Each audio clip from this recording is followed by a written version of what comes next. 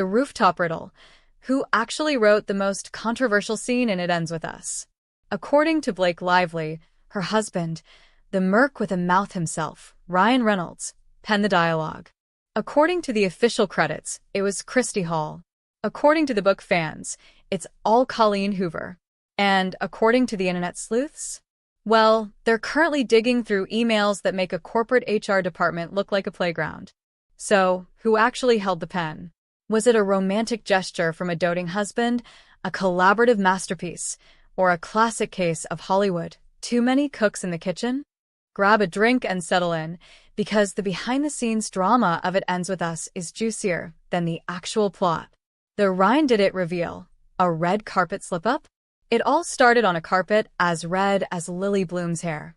Blake Lively, glowing and graceful, dropped a bombshell that sent scriptwriters across Los Angeles into a collective panic attack. She casually mentioned that the iconic rooftop scene, the very heartbeat of the film, was written by her husband, Ryan Reynolds. "My husband wrote that scene," Blake said with a kind of casual confidence usually reserved for ordering a latte. "He's a genius." When Blake dropped the Ryan bomb, she didn't just share a fun fact. She accidentally lit a match in a room full of gasoline. If Ryan wrote it, why isn't he credited? And if he didn't write all of it, why was the official screenwriter being sidelined during the press tour? If Ryan wrote it, why does the screenwriter have a completely different story to tell? Now, let's talk about Christy Hall. She is the credited screenwriter for It Ends With Us. In the world of filmmaking, the screenwriter is the architect. They build the walls, the floors, and the roof. In her own interviews, Christy speaks about the rooftop scene with the reverence of a creator.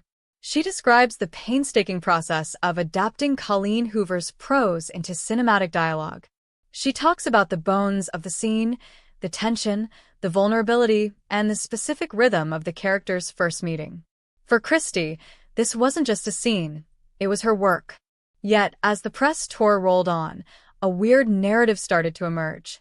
While Blake was praising Ryan's improv and writing contributions, Christy was standing on the same stages, talking about her script. Why would a seasoned actress credit her husband for work that someone else was hired and paid to do? The answer might lie in an email that changed everything. Reports began to surface of an email exchange between Christy Hall and Blake Lively.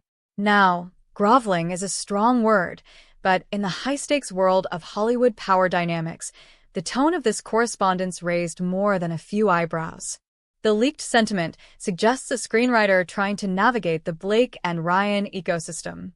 It highlights a recurring theme in modern Hollywood, the A-list override.